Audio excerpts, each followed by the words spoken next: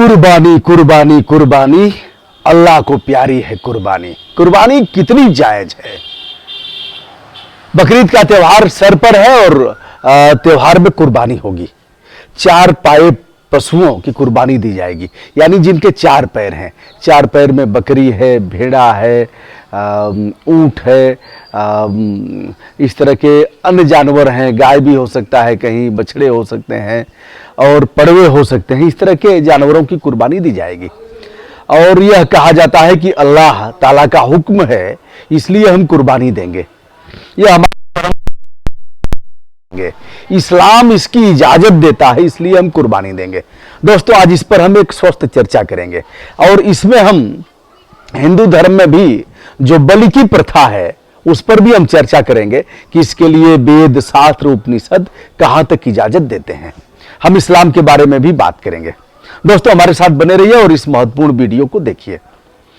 विषय है ईद उल अजहा। यह एक ऐसा त्योहार है जिसे बकरीद कहा जाता है। यह रमजान का जो पवित्र महीना है उसके 70 दिन बाद यह त्योहार आता है। सुबह की नमाज अदा करने के बाद अपने प्रिय पशु को, जिसे पाला पोसा है, जिसे प्यार किया है, जिसे कुछ दिन लेकर के, बरसों लेकर के पाल पोस करके बड़ा किया है, उसे हम काटेंगे, यानी उसे कुर्बानी देंगे। और कुर्बानी देकर के 3 भागों में उसे बांटेंगे। एक भाग कुछ गरीबों को देंगे, एक भाग रिश्तेदारों को देंगे, एक भाग अपने प्रयोग करेंगे, अपने खाएंगे उसे। इस्लाम इसकी इजाजत किस प्रकार देता है, इस पर हम बात कर रहे हैं। और कलाम पाक जो कुरान शरीफ है वह इसके लिए किस प्रकार की इजाजत देता है, इस पर बात करेंगे। यह परंपरा कब से शुरू हुई, इसके बारे में यदि चर्चा करें तो हजरत पैगंबर हजरत इब्राहिम को बुढ़ापे में एक बेटा पैदा हुआ था, नाम था इस्माइल। काफी ओल्ड एज हो गई थी, किसी प्रकार बच्चा पैदा हुआ तो इस्माइल उसका नाम रखा गया। बताते हैं कि हजरत साहब को रात में खुदा का स्वप्न आया और यह कहा गया कि अपने प्रिय वस्तु को कुर्बान कर दो। कुर्बान सबसे प्रिय तो जिगर का टुकड़ा है, जो बेटा है, नाम था इस्माइल। अब अपने बेटे को कुर्बान कैसे किया जाए, यह बड़ा धर्म संकट था। लेकिन धर्म के नाम पर अब अगर अल्लाह का हुक्म हुआ है, अल्लाह ताला का, तो अब हजरत साहब जा कुर्बानी देने के लिए। अब अपने जिगर के टुकड़े को, अपने बेटे को कुर्बान कैसे करें, कैसे गले पर छुरी चलाएं, एक बड़ा काम था। यह होना संभव नहीं था। हुआ क्या, एक बार मन में आया कि ऐसा न करें। फिर मन में आया कि अब ऊपर वाले का हुक्म है, तो पैगंबर साहब इसके लिए तैयार हो गए कि आंखों से तो ऐसा कर नहीं सकते। बेटे के आंख पर पट्टी बांधा और अपने आंख पर भी पट्टी बांधा, ऐसा बताया जाता है। और पट्टी बांधने के बाद चला दिया छुरी। छुरी चलने के बाद जब पट्टी हटाया और आंख खोला तो इस्माइल वैसे ही स्माइलिंग कर रहा था, मुस्कुरा रहा था। और वहां एक दुम्बे का सिर था, दुम्बा वहां पड़ा हुआ था। दुम्बे से विप्राय मेमना, मेमने से विप्राय, मेमने का मतलब भेड़ का बच्चा हो सकता है, बकरी का बच्चा हो सकता है, जिसका जिस्म पड़ा हुआ था। तब से यह हुआ कि यह प्रचलन जोर पकड़ लिया और बाद में इसे शामिल कर लिया गया। और जहां तक हदीस की बात अगर किया जाए तो हदीस और कुरान शरीफ में, कलाम पाक में कहीं इसका कोई उल्लेख नहीं है कुर्बानी का। इस्लाम के 5 नियम हैं, 5 संहिताएं हैं और 5 स्तंभ हैं, जिसकी चर्चा मैं बारी बारी करूंगा। यह ईमान के साथ हम जिएंगे, ईमानदारी के साथ जिएंगे, बेईमानी नहीं करेंगे, मेहनत कश इंसान रहेंगे और किसी के कमाई में हम पाप के आधार पर हिस्सेदारी नहीं करेंगे। ईमान की एक व्यापक परिभाषा है जिसे कम शब्दों में परिभाषित नहीं किया जा सकता। दूसरा यानी सलात यानी नमाज पढ़ना, जिसमें आप 5 वक्त के नमाज पढ़ सकते हैं, एक बार नमाज पढ़ सकते हैं, जैसा भी नियम प्रचलन में हो। चलिए, इसके विशद व्याख्या में हम नहीं जाएंगे, जो भी इसके जानकार लोग हैं वो सभी जानते हैं। और दूसरा, आज प्रार्थना और इबादत, ऐसे तमाम शब्द प्रचलन में हैं। और तीसरा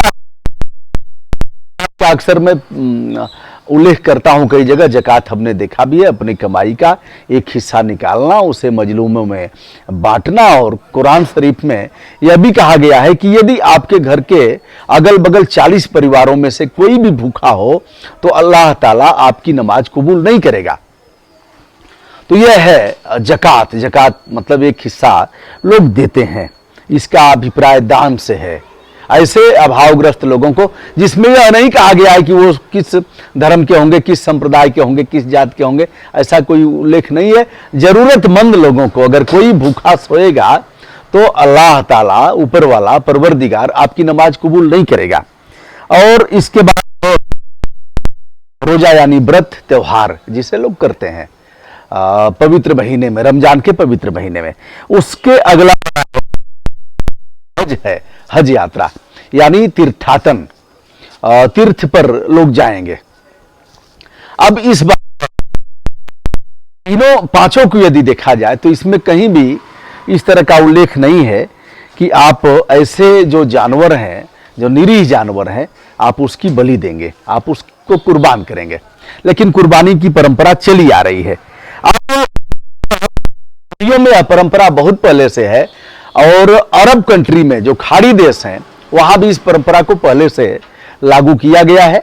लेकिन भारत जैसे देश में यह परंपरा नहीं रही, यह बाद में शामिल की गई।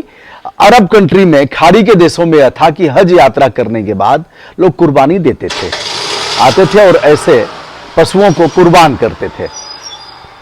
यदि हजरत इब्राहिम साहब का, जिसने अपने बच्चे को कुर्बान किया था, तो आज भी अपने बच्चों को कुर्बान करना चाहिए। और आज देखते हैं कि अल्लाह ताला ऐसा करते हैं कि नहीं करते हैं। अल्लाह ताला अपने प्रिय बच्चे की जान बचाते हैं कि नहीं बचाते हैं। उसे पालना पोसना, और जब उससे प्यार, उसके प्रति ममत्व हो जाए तो उसको फूल माला चढ़ा करके और गर्दन पर छुरी चला देना। तो यह इस्लाम में कहीं भी ऐसा, कुरान शरीफ में कहीं और हदीस में इसका उल्लेख नहीं है। बाद में इसे इस्लाम में शामिल कर लिया गया।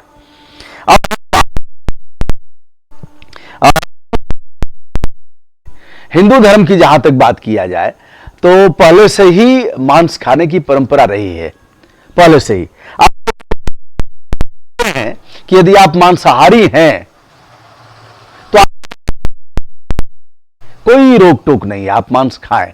आप हिंदू धर्म में हो और सिख धर्म में हो, ईसाई धर्म के हो, कहीं भी हो। तो विशेष रूप से मैं अब हिंदू धर्म की बात करूंगा। अगर आप मांसाहारी हैं तो मांस खा सकते हैं विदाउट एनी हेजिटेशन, बगैर किसी रोक टोक के आप मांसाहार। लेकिन धर्म की आड़ में यह कहते हुए कि हमारा धर्म कहता है और देवी को, काली को बलि दे करके, हमारी देवी देवताओं को बलि दे करके हम मांसाहार करेंगे, हम उनका क्या करेंगे, हमने बलि दिया है और हमें इसकी इजाजत धर्म देता है, तो ऐसा नहीं है। किसी भी वेद में, ऋग्वेद है, सामवेद है, अथर्ववेद है, किसी वेद में इसका उल्लेख नहीं किया गया है। हमारे जो 6 शास्त्र हैं, 18 पुराण हैं, कहीं भी इसका उल्लेख नहीं किया गया है कि आप बलि देंगे। यद्यपि बलि देते रहे हैं। यदि हम बात करें श्री राम शर्मा आचार्य की, तो उन्होंने भी इसका निषेध किया है। बाबा जय गुरुदेव जी की बात करेंगे तो बाबा जय गुरुदेव जी अभी बाद के संत रहे हैं। बाबा जी का कहना है शाकाहारी रहना है, क्या खा करके हुए खराब, अंडा मछली मांस शराब, क्या खा करके होगी भलाई, दूध रबड़ी और मलाई। अंत में बाबा जी हथियार डाल देते हैं। वह कहते हैं कि बाबा जी की अर्जी है, बाबा जी कह रहे हैं, अर्जी माने निवेदन है और आगे आपकी मर्जी है, ऐसा कह रहे हैं। यद्यपि पोल्यूशन होता है इससे, बकरीद में जो इसका मलबा होता है, मांस को धुलने में, उसे ठीक करने में, उसे साफ करने में पानी की काफ़ी बर्बादी भी होती है। यह चीज़ें भी हैं। मांसाहार अगर देखा जाए तो मेडिकल साइंस की दृष्टि से मांसाहार कदापि शरीर के लिए सुखद नहीं है। लेकिन अब परंपरा है, प्रचलन में चला आ रहा है।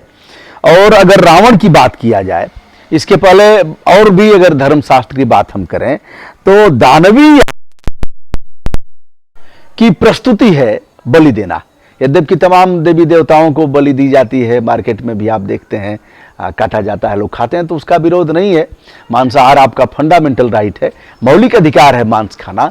किंतु देवी देवता इसकी इजाजत नहीं देते। कहीं भी जहां भी आप देख रहे हैं, चाहे पश्चिम बंगाल में ऐसे देवी देवताओं को चढ़ाया जाता हो, विंध्याचल में भी ऐसी बलि बहुत पहले दी जाती थी, ऐसा लोग बताते हैं। स्थानीय स्तर पर तमाम देवी देवताओं को बलि देने का प्रचलन रहा है।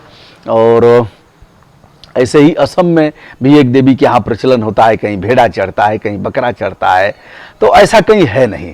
अगर रावण की बात किया जाए तो मानस में गोस्वामी तुलसीदास जी ने लिखा है रावण के बारे में, जब सूपनखा का हरण करता है, सूपनखा जाती है राम के पास और नाक कान काटा जाता है, तो रावण खरदूषण मारा जाता है। रावण कहता है सूपनखई समुझाई के बल अति सोच बस नींद पर ही नहीं, रात भर नहीं सोया है। कासुर रंजन भंजन मई भारा, जब राम ने सचमुच अवतार लिया है, तो मैं जाई बैर हट करे हूं, तब मैं जाकर के और बलपूर्वक युद्ध करूंगा और प्रभु सर ते भवसागर तरी हूं, भगवान राम के उस बाण से इस भवसागर को पार हो जाऊंगा। क्योंकि भजन न हो ही तामसी देहा, तामसी शरीर से, तामसी शरीर यानी जो मांसाहार करेगा, मुझे नहीं पता क्या, लेकिन कुंभकर्ण इत्यादि राक्षस लोग मांसाहार करते थे। तो भजन न हो ही तामसी देहा, तामसी शरीर से भजन नहीं होगा। चलिए आज के दिन इतना ही, जिसकी जो मर्जी वह करे। लेकिन इस वीडियो को मैंने निष्पक्ष भाव से और जो भी मेरे मोटे मोटे दिमाग में आया है, मोटा मोटा अध्ययन नट सेल में करने के उपरांत, कि कहीं इसकी इजाजत नहीं है, लेकिन प्रचलन में है, चल रहा है। विनम्रता के साथ ब्रजभूषण दुबे का सादर नमस्कार। बहुत बहुत धन्यवाद।